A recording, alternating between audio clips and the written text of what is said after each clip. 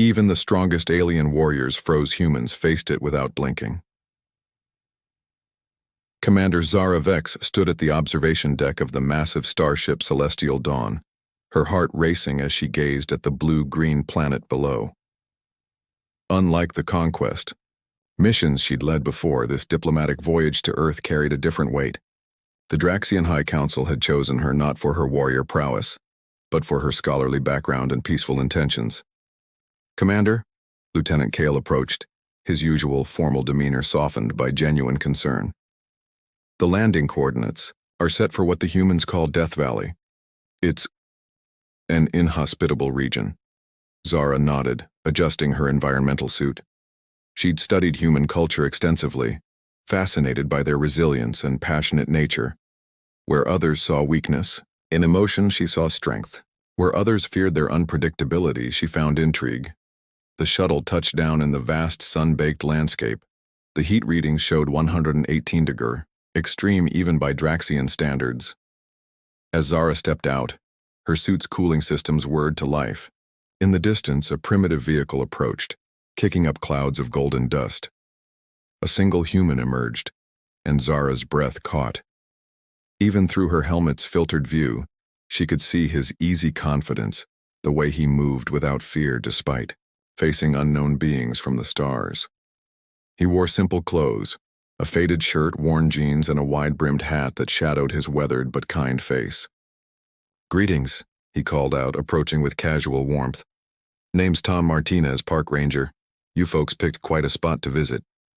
Zara stepped forward, her heart hammering as she removed her helmet against protocol. The dry heat hit her face immediately, but she barely noticed. "I am Commander Zara Vex of the Draxian Diplomatic Corps. We come in peace."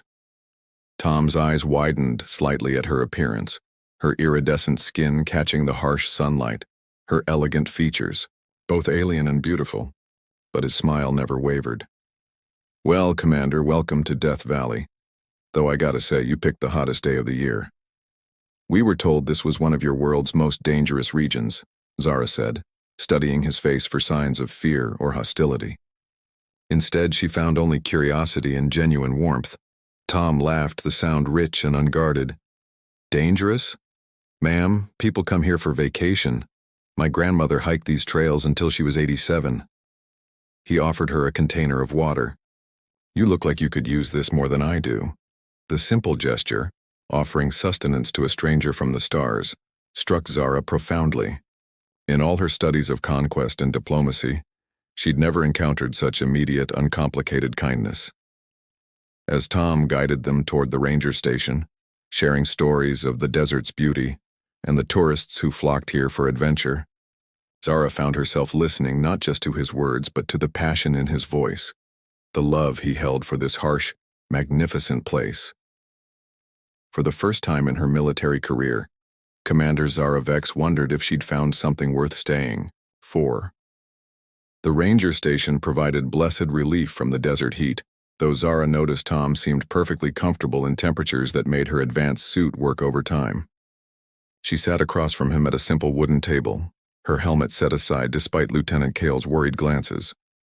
"So," Tom said, pouring himself coffee from a battered pot, "what brings the Draxian Diplomatic Corps to Death Valley? And please, tell me it's not because someone back home thinks this place is actually dangerous." Zara found herself smiling, an expression that felt foreign after years of military stoicism. "Our intelligence suggested your species lived in constant peril. We came to offer assistance." Tom nearly choked on his coffee. "Assistance with what?" "Surviving your death world," she said seriously, then paused at his expression. "That's not accurate, is it?" "Ma'am, Zara. Can I call you Zara?" At her nod, his eyes softened. "This planet isn't trying to kill us. It's home. Sure, we've got challenges, but that's what makes life interesting." He stood and walked to a wall covered with photographs. "Look here. This is my daughter Maria's college graduation. Happened right after a flash flood nearly took out the ceremony site. Everyone just moved the party indoors and kept celebrating." He pointed to another image. "My late wife Sarah rock climbing in Yosemite. She always said the fear made her feel most alive. Zara joined him at the wall, studying the images of humans embracing joy in the face of uncertainty. Your wife, she was brave. She was fearless, Tom said softly. Lost her to cancer 3 years ago. Even then she faced it head on, lived every day like it was precious. His voice caught slightly. Taught me that courage isn't the absence of fear, it's choosing love despite it. The vulnerability in his words struck Zara's heart. In Draxian culture, emotional displays were considered weakness.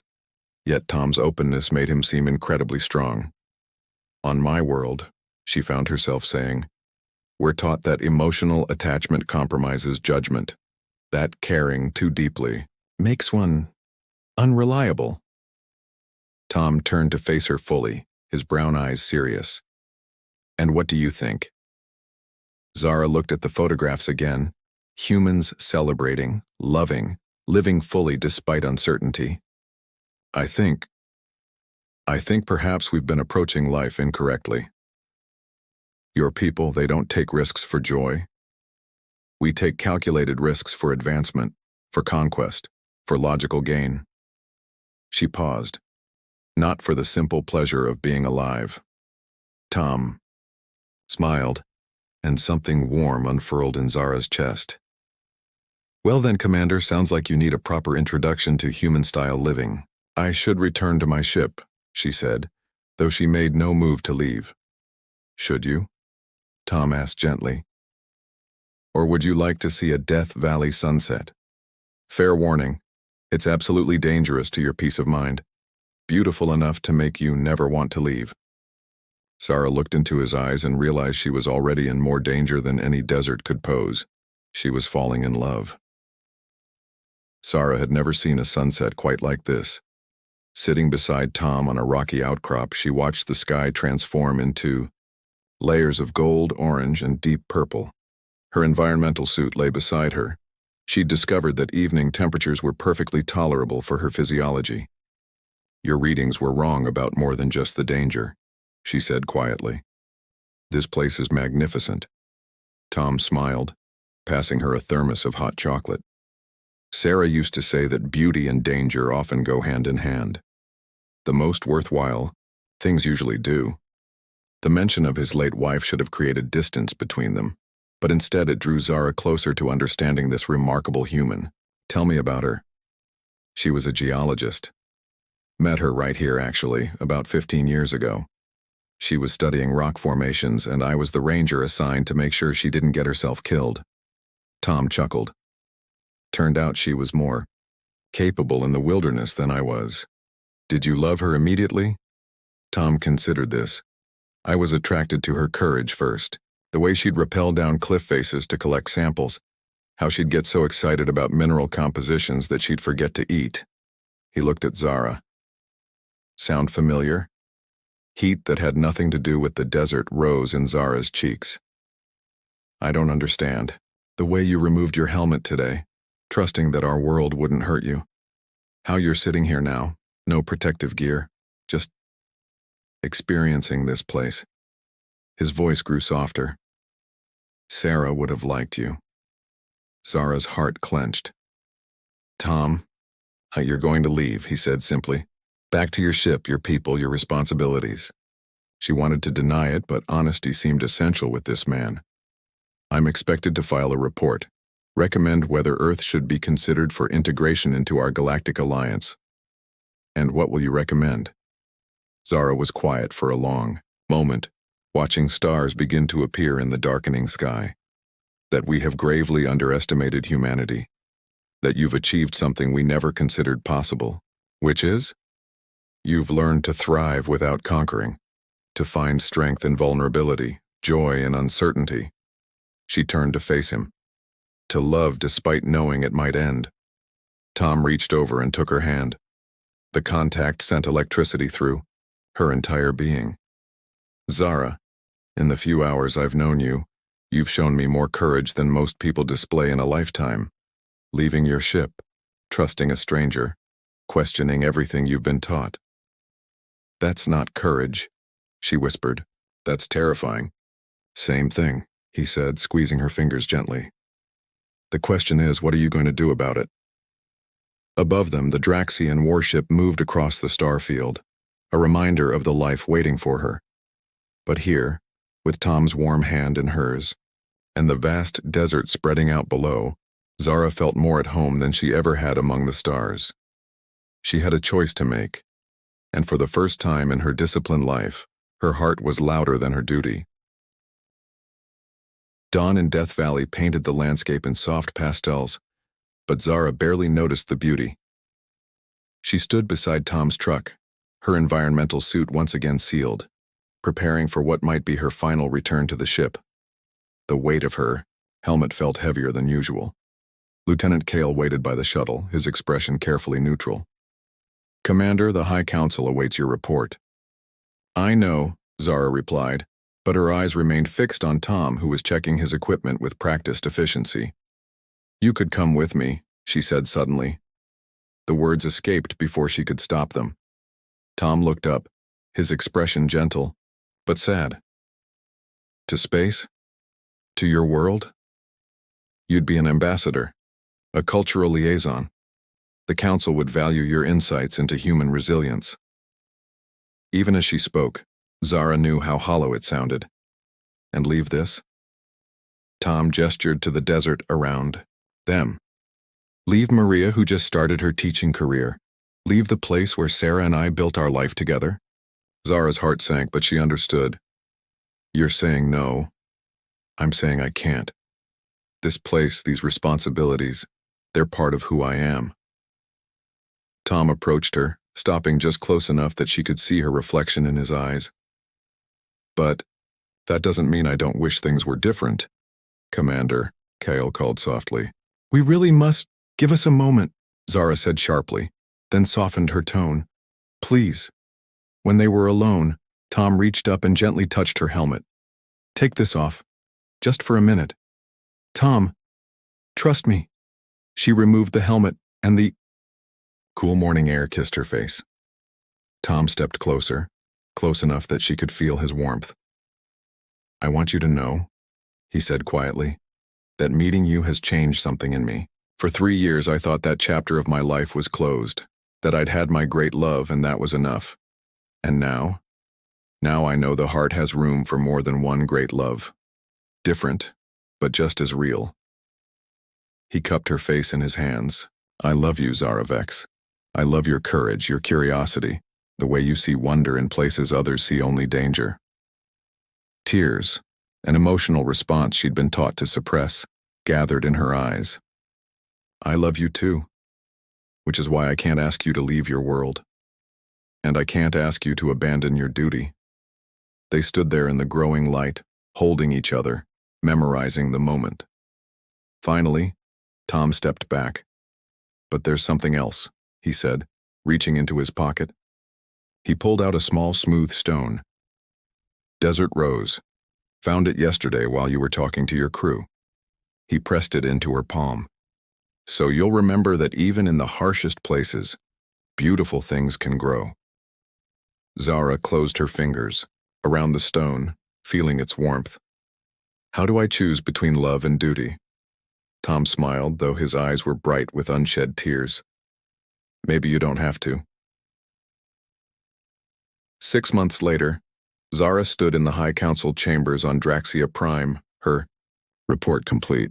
The assembled leaders had listened in stunned silence as she described not Earth's weaknesses, but its strengths.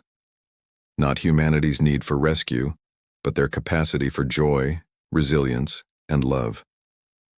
You recommend against integration? Council leader, Theron asked.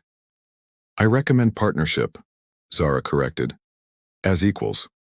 We have much to learn from each other. The debate that followed was intense, but Zara had prepared for this. She'd spent months drafting cultural exchange proposals, scientific collaboration frameworks, and trade agreements that benefited both species. Her heart held Tom's lessons about courage in the face of uncertainty. When the Council finally voted to establish diplomatic relations rather than proceed with integration, Zara felt a victory deeper than any military conquest.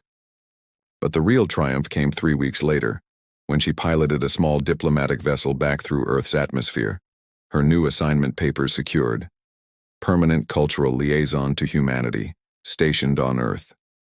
She found Tom exactly where she'd hoped, sitting on their rocky outcrop watching another magnificent sunset.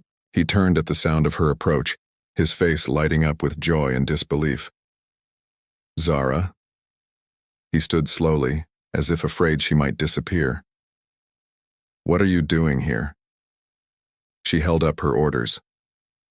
It seems the High Council decided they needed someone with extensive field experience in human-Draxian relations, someone who truly understands both cultures. Tom's smile was brighter than any star. "And you volunteered?" "I didn't volunteer," she said, walking into his open arms. "I demanded it. Told them that understanding humanity required long-term, immersive study, possibly decades."